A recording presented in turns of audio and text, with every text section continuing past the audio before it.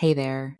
I just wanted to let you know that next week I will be offering a free live VBAC prep workshop called 3 Steps to Have an Empowered VBAC, even without a supportive provider.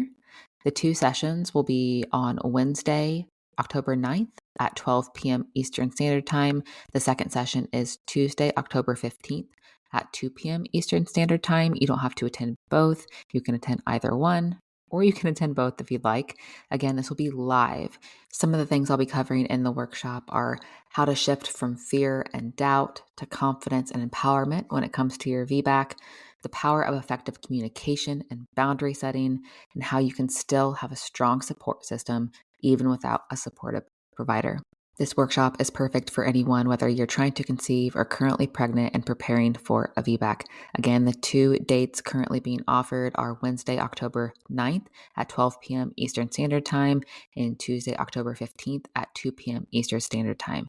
If you want to find out more and register for one of the workshop dates, please go to thehannahgill.com/workshop.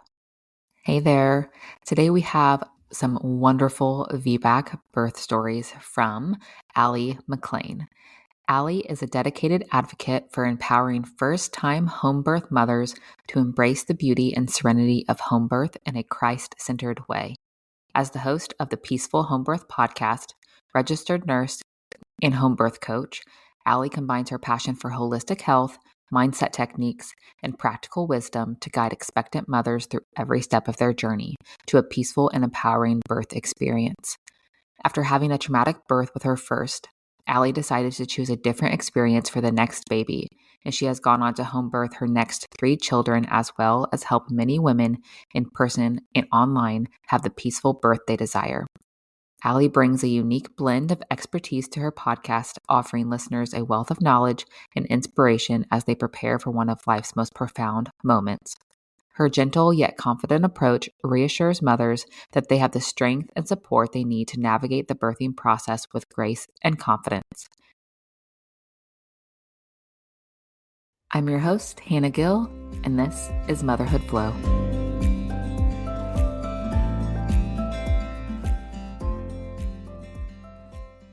Hi, Aly. Welcome to the show. Thank you so much for being here today. Thanks so much for having me.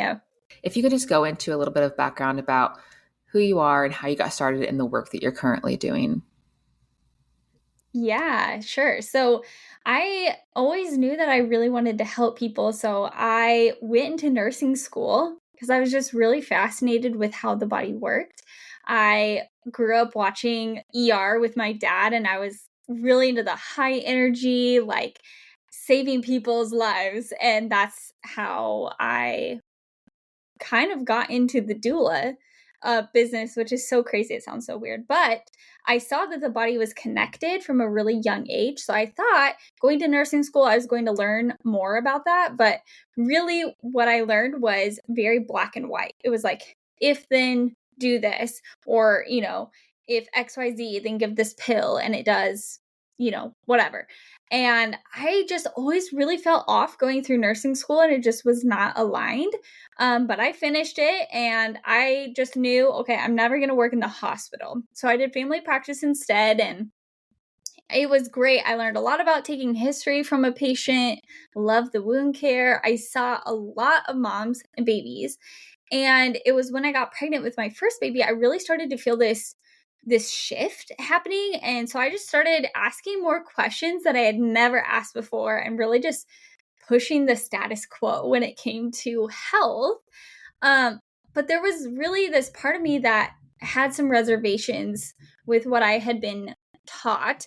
But I continued on with this pregnancy in a very medicalized fashion. I went to the hospital, and long story short, I ended up with a traumatic C-section. I dissociated during the procedure. I ended up with being diagnosed with PTSD and postpartum depression it was about a year after the birth, and that really just rocked my whole world. But it was through this experience I learned what being a doula was, and so I knew I wanted to do that. Became a home birth educator, and I have a home birth preparation coaching program that I help women prepare for home birth on. And then I just have received a lot of mentorship from amazing birth workers over the past 7 years. So that's really shaped how I show up and serve women. But the lessons I've learned from each of these births have really impacted the work that I do. And I know that we're going to be talking about some of those lessons today. So I'm really excited about that. Yeah. So for your first pregnancy and birth, you said you kind of followed just a very medical status quo, mainstream process. So towards like, how did that pregnancy go? And like towards the end when you were getting closer to birth, like how did things unfold and how was that experience? Yeah. So I I just remember like looking at the pregnancy test and being terrified. It was like in that moment I realized, oh my gosh, a baby actually has to come out of me. And I didn't realize it until that moment. It was so funny. But I would say that most of my pregnancy was just not wanting to take responsibility for anything going on because it felt too big and it felt like too much out of my control. So I didn't want to make decisions. And it was really easy for me just to go to the doctor's office and say, okay, what do I need to do? I'll do it. And so this baby was diagnosed with IUGR early on. And they had, and then she was breech for quite a while. And so there was a lot of talk about C-sections and inductions and all the things. And really, I knew like deep down, I did not want a C-section. For some reason, well, actually, I know why. It was because during nursing school, I was a part of a C-section as a nursing student, and it was absolutely, it was not fun to watch. And I love wound and gore, that type of stuff, but the C-section really threw me over the edge, and I just knew to deliver a baby, I didn't want to have to go through that. But I did end up, my water broke early. I was induced, the whole cascade of interventions, and I ended up with a C-section after, I believe it was 18 hours of labor with all the things that you could imagine, every intervention you could imagine. So that was her birth. Yeah. Did you get to the pushing phase? No, so that was the thing. That was why the induction happened, is because my waters broke and I did not have labor started, and the Pitocin, my body did not react well to the Pitocin, so I had hyperstimulation of my uterus, which threw baby into having lots of D cells. And her heart rate at one point was in the 20s. Oh and my so it gosh. was at that moment that it was absolutely terrifying. And so as you can imagine, when everybody is rushing into the room, and like being a nurse, I was assessing her. Like I was way more in the moment of assessing her. But then at that moment, there was such a feeling and an energy of panic and death and fear. And so that's how my baby entered the world, was in that type of energy. And it was just not what I ever expected or wanted it to be. But I had only gotten to 4 centimeters dilated. So I wasn't even technically in active labor at that point. And this is pretty relevant because 2 weeks after I was getting, I went in to see my OB to check on the scar healing. And I had asked her, what was it that made me have to have a C-section? I was so confused. Nobody told me anything. I just knew my baby's heart rate crashed. But nobody knew why. And she had to step out of the room. She didn't even remember why she cut me open. And this was just 2 weeks. So she stepped out of the room, looked at my chart, came back in and said, oh, well, it's because your pelvis is too small. And at that moment, I didn't know any better. I had no idea that the baby wasn't even close to like coming through my pelvis or anything. So I just took that as fact that I was broken. And she said, you'll always have to have repeat C-sections from then on. So that was devastating in that moment, but it was because of that I started doing research. So in a way, I've come to the point after the trauma of being thankful for what had happened, because it led me to where I am today. And how big was your baby, if you don't mind me asking? Yeah, no, this is great. I love this question because she was 5 pounds and 10 ounces, and she was my smallest baby. I have 4 children now. Okay. So yeah, you didn't have an overly large baby. And like you had mentioned, she said your No. pelvis was too small and you were only 4 centimeters. So it's not like she was even close to coming out of your pelvis yet to be able to No. tell that. So, okay. Very interesting. Very interesting. So how did you Mm-hmm. go about like processing that birth and that trauma that you experienced and getting yourself not just physically, but mentally ready to even think about having another baby? Right. Yeah. Thinking back to that first year postpartum, I didn't even fully realize that I had PPD. So I knew I was having PTSD symptoms. That's what led me to going and seeing a counselor, which for anybody who's had a traumatic birth, finding somebody who is really knowledgeable about the impacts of birth trauma is extremely helpful. Thankfully, I found this counselor who um, had a C-section and then went on to have 3 VBACs herself. So that gave me some sort of camaraderie and trust in her. So I was able to be more open. So I did do the counseling route. And then a lot of it had to do with making a decision that this was not going to be my story from here on out.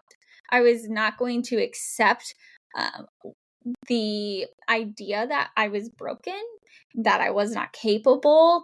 And I really had to make a decision from there because it was from there that I was able to look back and not just stay in the past, but make plans for the future. So the processing was it was not easy because I had to do a lot of forgiveness work, which if you've ever talked about forgiveness before, I think that there can be a misunderstanding of what that is. It's not letting people off the hook. And so I was a little hesitant to get in and actually do the things. For example, I wrote out my whole birth story from the time I went into the hospital, the time my water broke to postpartum, and the postpartum nurse. I had a terrible postpartum experience. And throughout, I could see the theme of I wasn't listened to, I was not respected. And I was able to see at what parts of my story I needed to take accountability for. And then the other parts of the story where people did hurt me. And instead of saying, I forgive you, like you're off the hook, it's like, I'm going to let you off the hook so I can be free. And I'm not carrying that with me, all that hurt and that story with me into my next birth. So there was a lot of journaling that happened, a lot of that forgiveness work, and a lot of planning for the future. I'm not one, and this is just how I'm made, I think, because I don't think this is completely always normal. But if I don't have a goal that I'm looking forward to, then it's really hard for me to move on from the past, right? And I could get sucked in and just stay there. And I actually do see that happen with a lot of the people that I talk to about birth is they've had a traumatic birth experience, and instead of saying, "Okay, I'm going to make an intentional decision to move on past this and not continue to rehash the trauma." Um they end up staying stuck and oftentimes making the same decision over and over again because it's scary to move forward and say, you know what, I this birth is done and I'm taking a step forward into what the future has for me. And so yeah, there was a lot of that type of work as well. So when you got to the point that you felt ready to have another baby, like what went into deciding how you were going to birth the next time? Obviously, you said you had not Mhm. desired a C-section, so I'm sure you probably knew like you'd wanted to have a VBAC. But how did you go about deciding? Okay, like Mhm. this is the right choice for me. This is where I'm going to birth. Did you birth differently in a different location than you did the first time? How did that look? Yeah, there was so much that went into that, and honestly, it wasn't super straightforward for me, because I had a lot of stories from nursing school and a lot of stories from other people, right, and their opinions and their traumas. And so I had to really strip all of that away before I could be confident in the decision I was going to make. So I remember in nursing school, I was following a nurse around and she's like, "Oh yeah, that mom's a VBAC." And I was like, "What's that? Never heard of a VBAC before." "Oh, vaginal birth after cesarean." She's crazy. Hardly anybody get a VBAC. So I had adopted that as a core belief, is that hardly anybody gets a VBAC.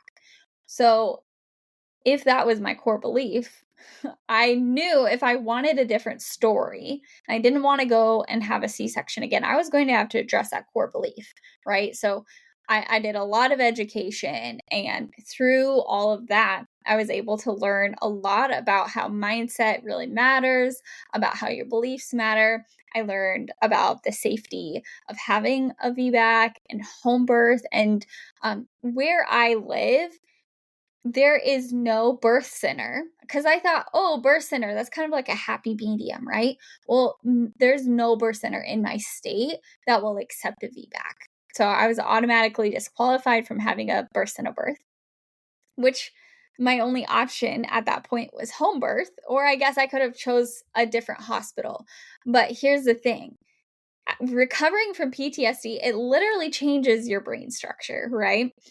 And it was so severe in that first year that I couldn't even drive past the hospital that I had had the C-section in without getting symptoms of panic.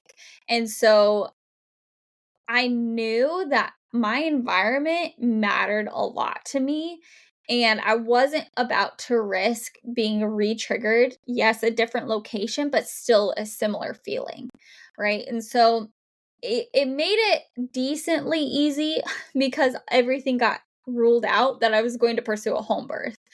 And so that's where I ended up having my second, third, and fourth baby. We're all at home. So did you have any issue like finding a home birth midwife to support you in VBAC? I know every state is different. And then did you have any Yeah. pushback from like your family as far as home birth goes? Yeah, those are good questions. So in my state, home birth attended by a certified nurse midwife it's a felony for her to attend. So there's no certified nurse midwives in my state that will attend. But there are women who operate kind of in an underground fashion. So really what's difficult is you have to know people who have home birthed. And at that point, I had only heard of one person, and it was when I was a child, and her home birth didn't go well. And so my family, going into your next question, my family was very against home birth because of what had happened. So I just had all odds set against me. And thankfully, through my husband working with somebody who had a wife who was planning on home birth, like through that, I met my first person who had a home birth, and that was my in. And so I just went with whoever she had. And she was a few hours away from me, but I was really okay with that. And I was just thankful somebody could be there, because at that time I was nervous. I still was working through a lot of fears, a lot of core beliefs about birth. And so I was doing the work, but it was taking some time. So I was glad for the support.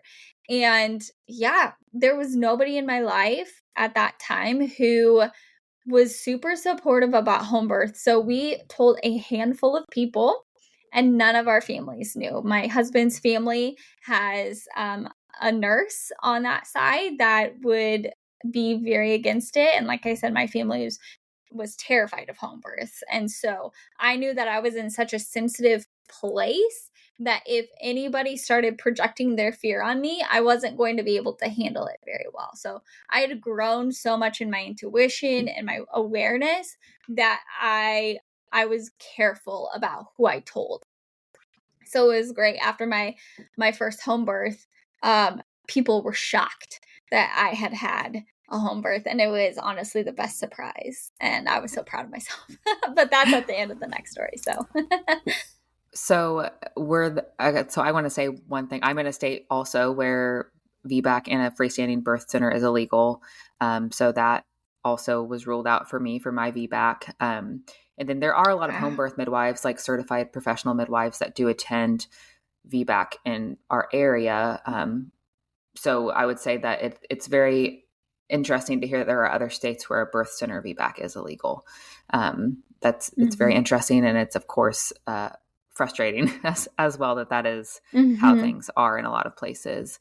So going into that second birth, what did you do to like prepare and get yourself over the fear of like, oh, is my pelvis really too small? Am I going to be able to do this? And that type of thing.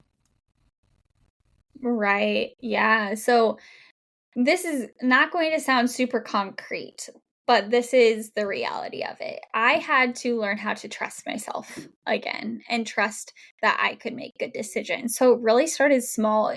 It started with changing my health. So with my first baby, we did not eat well. We did not care about our bodies. Like we didn't know what we didn't know at that point, but it really woke us up. So the holistic approach to health and just making small decisions throughout the way and asking myself, like, does this feel good for my body? What do I need right now? And learning how to trust my intuition and trust the decisions I made was a huge part in being able to overcome the fear that I was broken, right? So learning about the physiological design for birth was monumental, because when I could see, oh, your body is connected, and if you support this area, it has a cascade effect of benefiting the whole body. And so I learned a lot about, mindset does matter, but it really takes work, consistency, and intentionality. And I think so many people are like, oh, well, yeah, I hung up my affirmations on the wall and I say my affirmations every day. And it's like, that's great, but it's almost like a Band-Aid effect when you don't address the deep core beliefs behind. So if you don't have a foundation for these affirmations to stick to, they're just going to not work like you would want them to work. So I did a lot of journaling, capturing these intrusive thoughts. I was having a lot of intrusive thoughts that I was going to hurt my baby, that I was going to rupture, uterine rupture. And I just had to really stop myself from spiraling. So anytime I would get awareness of this thought in my head, I would capture it. And then I would replace it with truth, whether that was a statistic, whether that is something that I believed or wanted to believe about my body. Like, my body is capable of having a baby, or I'm not going to grow a baby too big for my body. That was a big one for me. And then just also growing in or surrounding myself with what normal was. Because for so long, you think about it on TV and movies, and then our mothers and sisters and friends all having this one type of birth, that's what we see as normal. We can't help it. We weren't born thinking this, but through the programming all around us, was embedded in me. So I had to be very intentional about not listening to traumatic birth stories. I would literally turn off podcasts that had a traumatic birth in it, because I knew that's not what I wanted in my brain to be normal. I had to walk away from people sharing their trauma or their birth story and come up with reasons why I had to leave the conversation. I was very intentional about what came into my mind, because I knew through your core beliefs is the decisions you make, and through the decisions you make, that's the outcomes you have. So there was a lot of work that went into mentally preparing for my birth. So how did that pregnancy and birth end up going? Yeah, that pregnancy was crazy. Okay. I'm not sure what it is, except when you set your intention on something, don't be surprised when a disruption happens. That's all I can say. I feel like it's a law of the universe that when you set your intention on something, disruption follows. So that disruption for me was coughing up blood at 16 weeks pregnant, going into the ER, not getting an answer on why I was coughing up blood. And I coughed up blood throughout that whole pregnancy. I'll skip forward, but I did get a scope done, an endoscopy, and there was no after the birth, and there was no hint of anything going wrong. So my guess was that it might have been a pulmonary, like a clot in my lungs. That's the only thing I can think of. But that was going on, and then I had an anterior placenta that was covering my scar, and it was a partial previa, so it was covering a portion of my cervix. And when I found that out at 18 weeks, they said, we're going to have to do a scan for you every month. And then if it hasn't moved by 34 weeks, we're going to have to schedule a C-section for 36 because you can't go into labor.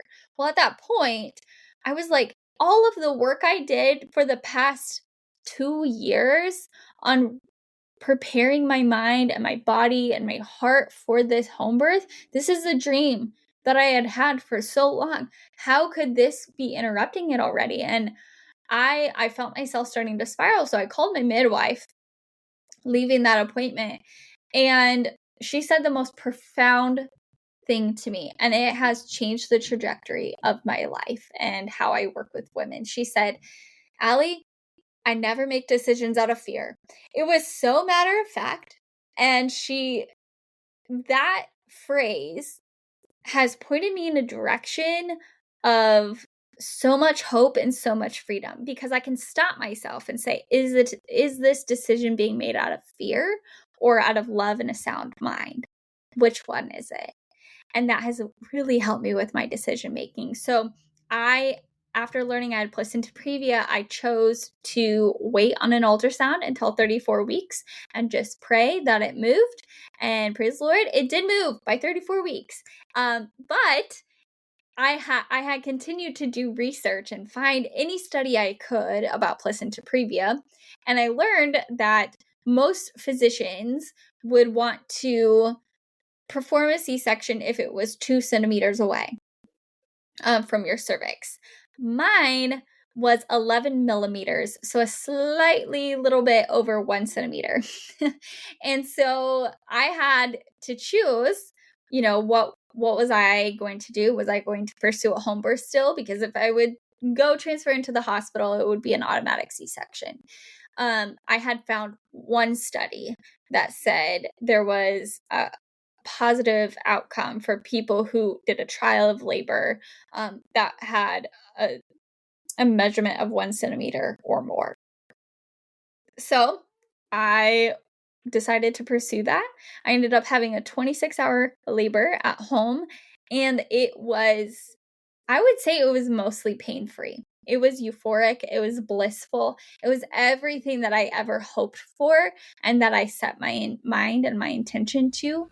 I did not feel any fear that I can remember. And it was so fun. I remember looking up at my friend during that and just being like, oh, this is fun. There's a picture of me just smiling in the pool. Like I was having the time of my life in labor. It was amazing. But I ended up having her after 26 hours, 2.5 hours of pushing.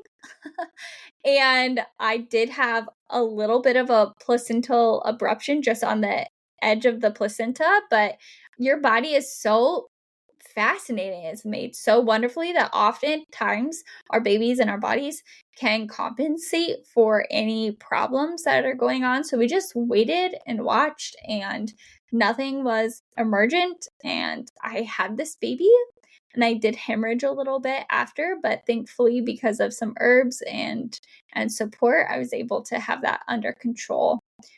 So it was honestly blissful. And this baby was born at 6 pounds and 11 ounces. So over a pound bigger than her sister. And what gestation did you go into labor and have her? Yeah, so my first baby was 38 weeks, and so I was really thinking I would go early. I went to 41 weeks and 3 days with my That's a second big baby. difference. It is a huge difference. Huge. Yeah.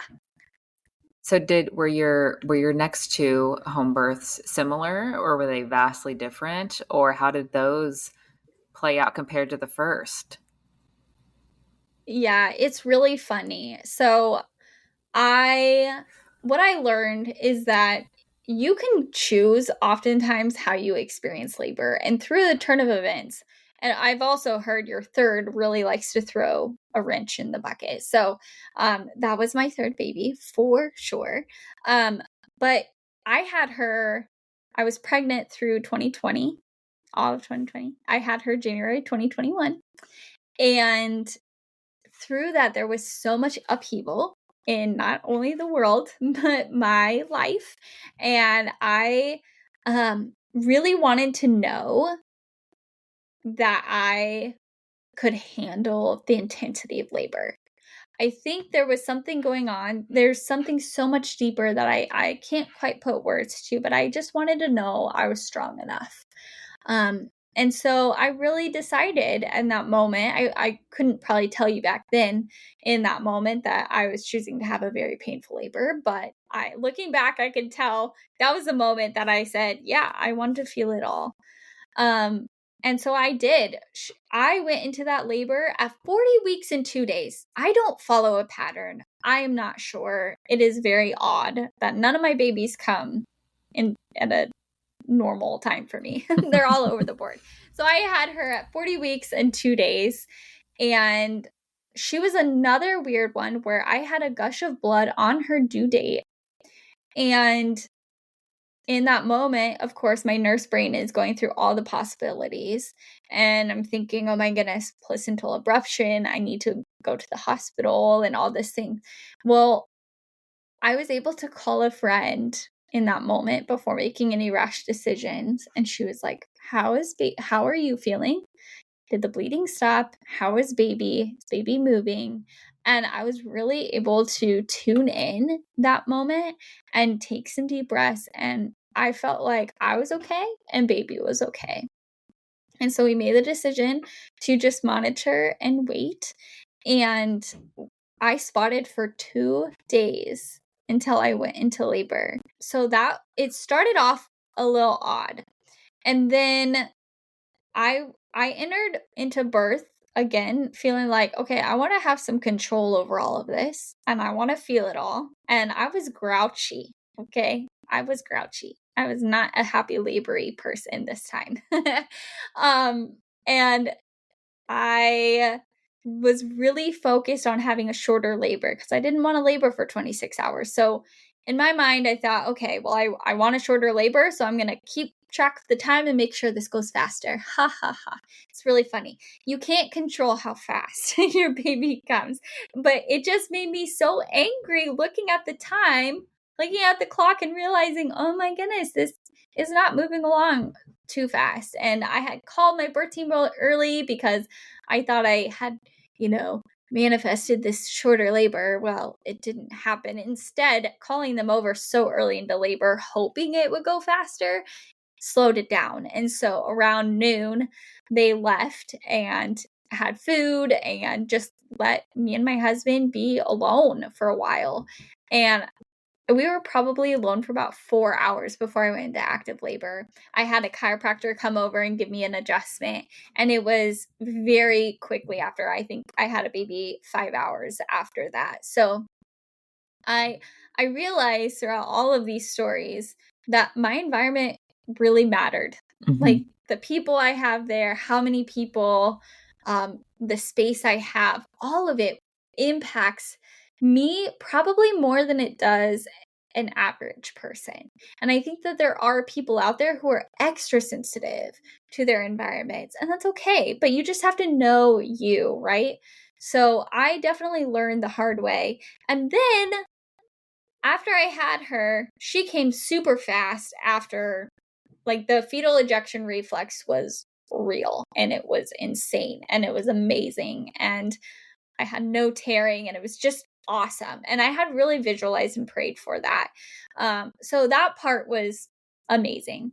But then afterward, she did end up, we had to transfer 24 hours after birth because her heart rate was very low and she was sluggish. She would not eat. Come to find out that she just had a low heart rate, low blood sugar, and low temperature. It was like her system was just like very low. Well, she was in the NICU for 3 days, and they could not tell me why. They said sometimes this happens within 3 days. They tested for every type of infection, everything, and there was nothing except sometimes this happens. Well, learning about your nervous system and dysregulation, having a low heart rate and low blood sugar is two of the symptoms of having nervous system dysregulation. And my system was extremely dysregulated during her pregnancy. And your baby can feel. I remember my counselor saying during that pregnancy, you need to get this under control. I was having a huge amount of anxiety and panic during her pregnancy, for no reason other than like the world was a mess at that time. But she's like, everything you're feeling, your baby is feeling as well. And so that was really amazing to see how her system had to take longer to regulate herself after birth, because of the dysregulation that I was experiencing during pregnancy. So thankfully, yeah, they just said sometimes this happens. We were able to go back home and really get back into that healing mode, postpartum mode, and everything was good after that. So that was kind of a crazy turn of events. And how did your fourth one go? Yeah, the fourth one, this was a community birth at the finest. So I had only the people I loved the most and cared about the most, who had the talents and the giftings that I felt were really needed. I took all of the prenatal care into my hands, and I was fully responsible. But because of that, it was the most relaxed pregnancy. I enjoyed every minute of it, and I was the sickest for this pregnancy, but truly, I just was so tuned into this baby. And even now, I feel it like in my heart. It was so precious. And I really got to bond with him during pregnancy because I was so tuned into him. I had learned previously through previous pregnancies not to tell people your due date. And I'm so thankful I didn't, because I went to 41 weeks and 6 days with this baby. And he ended up being born right on my 31st birthday, which was super unexpected because I thought I was going to have him way earlier.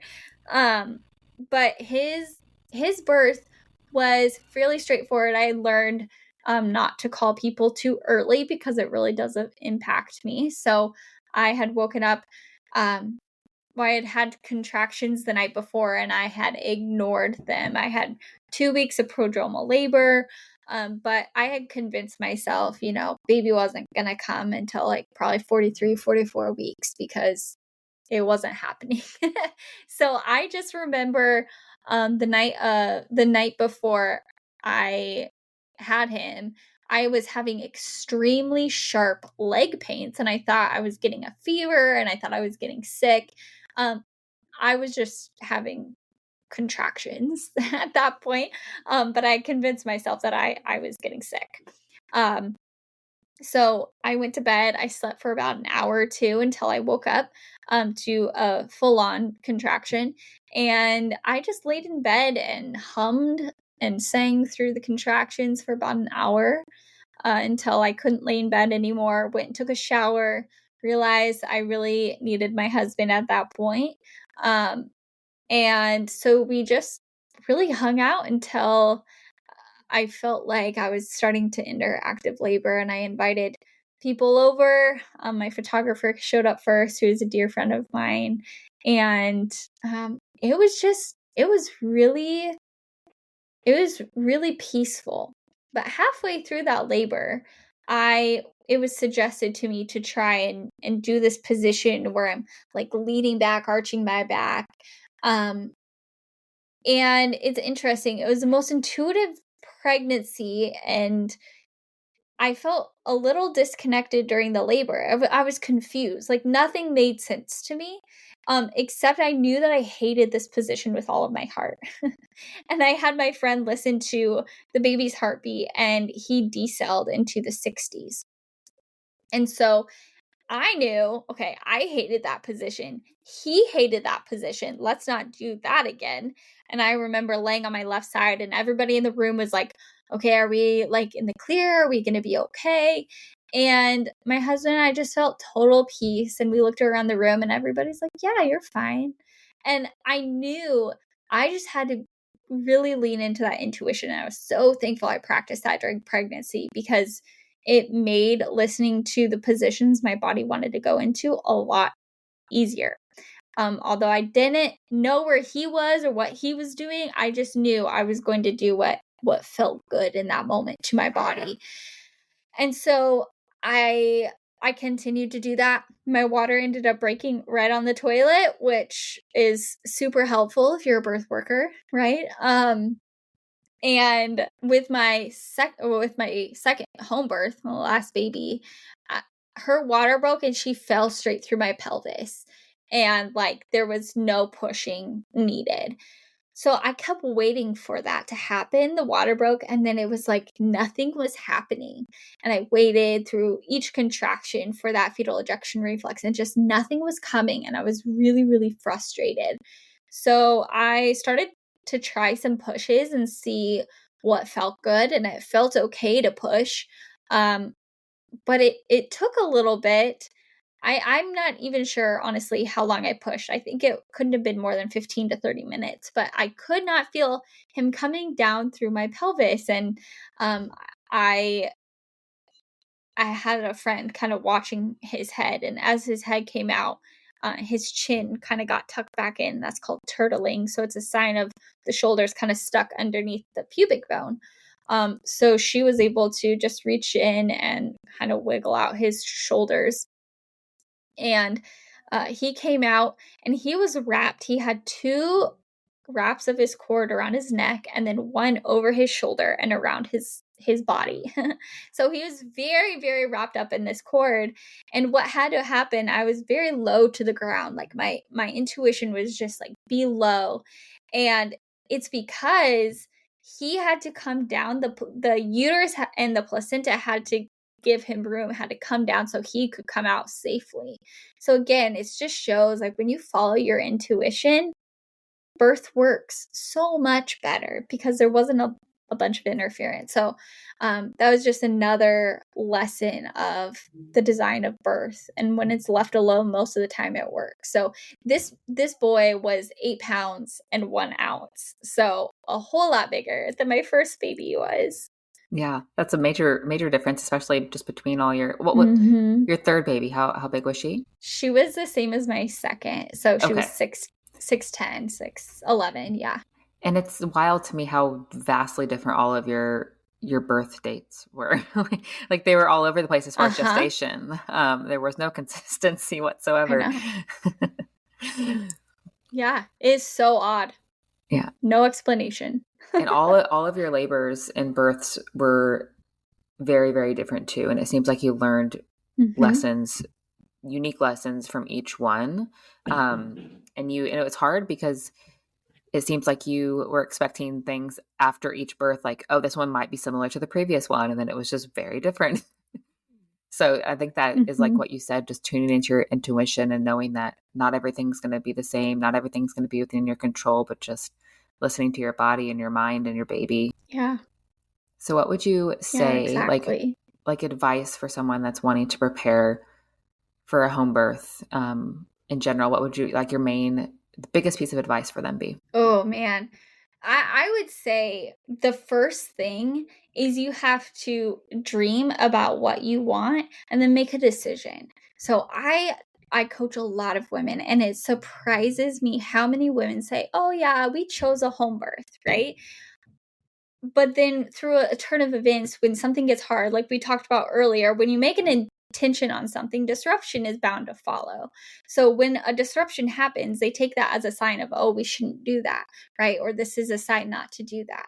Well, if you expect some disruption to come, then you can be resilient to stand against it and to come up with creative decisions, right? But if you just make a choice to have a home birth, it's really easy to just go with a different choice, right? But when you make a decision, that's cutting off your other options, right? Like deciding, you're cutting off the other options. And that will serve you a lot better when problems arise in your pregnancy that you need to navigate through, because it gives you an end goal. And so coming up with or dreaming, like, it's not on everybody's heart to have a home birth, and that's okay. So you have to follow the dream that is on your heart. But if home birth is a dream on your heart, making a decision to follow that until doors continually shut, right? That is going to serve you a lot better than just saying, oh, I chose this, and then, hoping that something happens. It takes a lot of intentionality, a lot of preparation, and surrounding yourself with people who support you. I love that. I really, really love that, because we have so much power in our choices and our decisions and what we do and what we don't do. And I think that's a really, really big part of pregnancy and birth, and going through that process of really just deciding, make a decision and go with that, and make it as if you have no other options until you have to have another option, basically. Exactly. Yep. Exactly. So you said you work with a lot of women to prepare them for home birth. So if someone wanted to work with you, where would they find you? Online, website, Instagram? What does that look like? Yeah, you can follow me over on Instagram at Peaceful Homebirth. And you can send me a DM over there. I have a free home birth essentials checklist. So if home birth is interesting to you and you're like, I don't even know, what I would need for this home birth, I'll give you a whole list of everything that you need to birth at home. And you can do that at bit.ly/homebirthessentials. You can also find my private Facebook group and connect with me over there at facebook.com/group/peacefulhomebirth. And I will link all of those in the show notes for anyone that wants to connect with Aly. So thank you so much for being here. I loved hearing all of your stories. They were absolutely beautiful, and I really appreciate you sharing. Thanks so much, Hannah. You just finished another episode of Motherhood Flow. For more, head over to thehannahgill.com or on Instagram at thehannahgill. As a reminder, this podcast is provided to you for educational and entertainment purposes only. It should not be considered a substitute for medical advice. Until next time, keep flowing.